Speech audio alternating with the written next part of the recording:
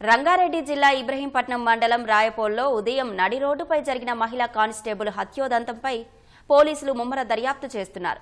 నిందితుడి కోసం గాలిస్తున్నారు. సోదరి కులాంతర వివాహం చేసుకోవడం, ఎకరం భూమి తనకు దక్కకుండా పోతుందేమోనన్న భావనతోనే తమ్ముడే ఈ దారుణానికి పాల్పడినట్లు పోలీసులు అనుమానిస్తున్నారు. రంగారెడ్డి జిల్లా ఇబ్రహీంపట్నం మండలం రాయపోలులో జరిగిన మహిళా కానిస్టేబుల్ హత్య కేసులో పోలీసుల దర్యాప్తు కొనసాగుతోంది.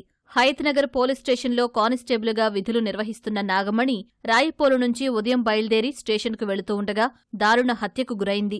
నిందితుడు కారుతో నాగమణి ద్విచక్ర వాహనాన్ని ఢీకొట్టి కత్తితో పొడిచి చంపినట్లు పోలీసులు ప్రాథమికంగా గుర్తించారు. సేకరించిన ఆధారాల ప్రకారం నాగమణి తమ్ముడే ఈ హత్య చేసి ఉంటాడని పోలీసులు అనుమానం వ్యక్తం చేస్తున్నారు. ఈ నేపథ్యంలో అతని కోసం 3 బృందాలుగా విడిపోయి గాలిస్తున్నారు. నాగమణి మృతదేహాన్ని పోస్టుమార్టం నిమిత్తం ఉస్మానియా ఆసుపత్రికి తరలించారు. రాయపోలు గ్రామానికి చెందిన నాగమణికి అక్క, తమ్ముడు ఉన్నారు. కొన్నేళ్ల కిందటే తల్లిదండ్రులు మరణించారు. వారు బతికి ఉన్నప్పుడే ఆమెకు ఎకరం భూమి రాసిచ్చారు. బంధువులంతా కలిసి 10 ఏళ్ల కిందట నాగమణికి వివాహం చేయగా కొంతకాలానికే వాళ్లు విడిపోయారు. ఈ నేపథ్యంలో ఒంటరిగా ఉంటున్న ఆమె అదే గ్రామానికి చెందిన శ్రీకాంత్ అనే స్నేహితుడితో సన్నిహితంగా ఉండేది. అది కాస్త ప్రేమగా మారడంతో ఇద్దరూ పెళ్లి చేసుకోవాలని నిశ్చయించుకున్నారు. ఈ క్రమంలో 2021లో నాగమణికి కానిస్టేబుల్గా ఉద్యోగం రావడంతో హయత్నగర్ పోలీస్ స్టేషన్లో విధులు నిర్వహిస్తోంది. ఆ తర్వాత 2022లో నాగమణికి మొదటి భర్తతో కోర్టు విడాకులు మంజూరు చేసింది.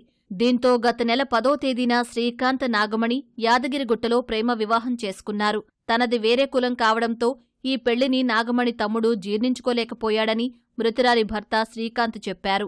ఈ నేపథ్యంలో భయభ్రాంతులకు గురైన దంపతులు మన్సూరాబాద్ పరిధిలో నివాసం ఉంటున్నారు. ఆదివారం సెలవుదినం కావడంతో దంపతులిద్దరూ రాయపోలులోని శ్రీకాంత్ ఇంటికి వెళ్లారు.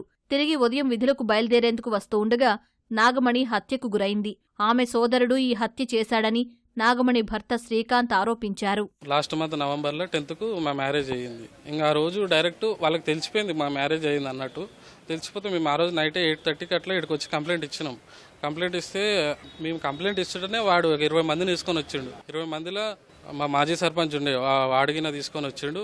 ఒక 20 మంది దాకా తీసుకొచ్చిండు. లొల్లి అవుతుందని వాళ్ళని పంపించేసిండు బయటికి. పంపిస్తే మమ్మల్ని ఎస్కాట్ ఇచ్చి ఒక సిటీలో ఉండరని సిటీ పంపించేసి మేము సిటీ వెళ్ళిపోయినాం. ఆ రోజు ఫ్యామిలీని చూడక చాలా రోజులు అవుతుందని చూసిపోదాం అన్నట్టు వచ్చినాం. ఇంట్లో సర్కిల్ కింద తీసుకొని ఇక పోదాం అన్నట్టు వెళ్ళినాం. మార్నింగ్ ఇక ఎవరి పనులు వాళ్ళు చేసుకొని ఇంట్లో చూసినట్టు ఉంటుంది, కలిసిపోయినట్టు ఉంటుంది అన్నట్టు. ఇక మళ్ళీ మేము సిటీలోనే ఉందాం అన్నట్టు వెళ్ళిపోయినాం. ఇక వాడు ఎవరి ద్వారా ఇన్ఫర్మేషన్ తీసుకున్నాడో, ఎవరు ఇచ్చారో ఇన్ఫర్మేషన్ తెలియదు. వాడు కరెక్ట్ టైంకి నేను ఇబ్రహీంపట్నం దాటినా అమ్మాయి ఇక వెళ్ళింది. అక్కడి నుంచి ఇంటి దగ్గర నుంచి వెళ్ళింది. ఇక ఆ సబ్ స్టేషన్ దగ్గరనే అటాక్ చేసి వేరే వాళ్ళ తరఫున ఫోర్స్ చేయించారు, కానీ అమ్మాయికి ఇచ్చారు వార్నింగ్ బాగా. ఇక అమ్మాయి మెయిన్ అన్నట్టు ఇక అమ్మాయికి ఇచ్చారు, నువ్వు చేసుకుంటే చంపేస్తాం అది ఇది అని మాట్లాడిచ్చారు. 10 తారీఖు పెళ్ళి అయింది. పెళ్ళి అయిన నుంచి ఒక రోజు అక్కడ ఒక రోజు ఇక్కడ అన్నట్టుగానే ఉన్నారు. వాళ్ళు ఇక ఉంటారు, డ్యూటీకి పోతూనే ఉంది. ఒక 4 రోజులు 6 రోజులు లీవ్ పెట్టుకుందంట. లీవ్ పెట్టుకొని మళ్ళీ 2 రోజులు పోయి వచ్చినాక మళ్ళీ కూడా పెట్టుకుంది. ఇక ఉంటుంది, మంచిగానే ఉండేది. మా ఇంటికి వచ్చి ఎవరేం అడగలేదు, ఎవరేం చేయలేదు. మరి ఈ నడుమ కుట్టాలు పెట్టుకొని ఇట్లా చేసినట్టు సార్. ఇప్పుడు అదర్ క్యాస్ట్ ఎవరైనా చేసుకుంటారు సార్, అది కామన్ అయిపోయింది. దాంట్లో చంపవలసిన అవసరం ఏమొచ్చింది సార్? చంపుతారా? మనిషిని చంపుతారా? ఒక జీవితాన్ని నాగం చేస్తారా? ఇదేనా సార్ జరిగేది పద్ధతి? వాడిని మాత్రం కఠినంగా శిక్షించాలి సార్. నిందితుడి కోసం 3 బృందాలుగా విడిపోయి గాలిస్తున్నట్లు పోలీసులు వెల్లడించారు. నిందితుడు సస్పెక్ట్ ఎవరైతారో వాళ్ళ బ్రదర్ని సస్పెక్ట్ అనుమానిస్తున్నాం. అతనే ఈ ఇన్సిడెంట్, ఈ హత్య చేసి ఉంటాడు అనేది ఆలోచన. పోలీస్ స్టేషన్లో లవ్ మ్యారేజ్ చేసుకున్నప్పుడు మాట్లాడినప్పుడు వాళ్ళు ఒక అమ్మాయి పేరు మీద ఎకరం ల్యాండ్ ఉండే, ఈమె తను లవ్ చేస్తున్న విషయం తెలుసుకొని ఒక 6 నెలల కిందనో సంవత్సరం కిందనో తన పేరు మీద రిజిస్ట్రేషన్ చేయించుకుంటానని తెలిసింది.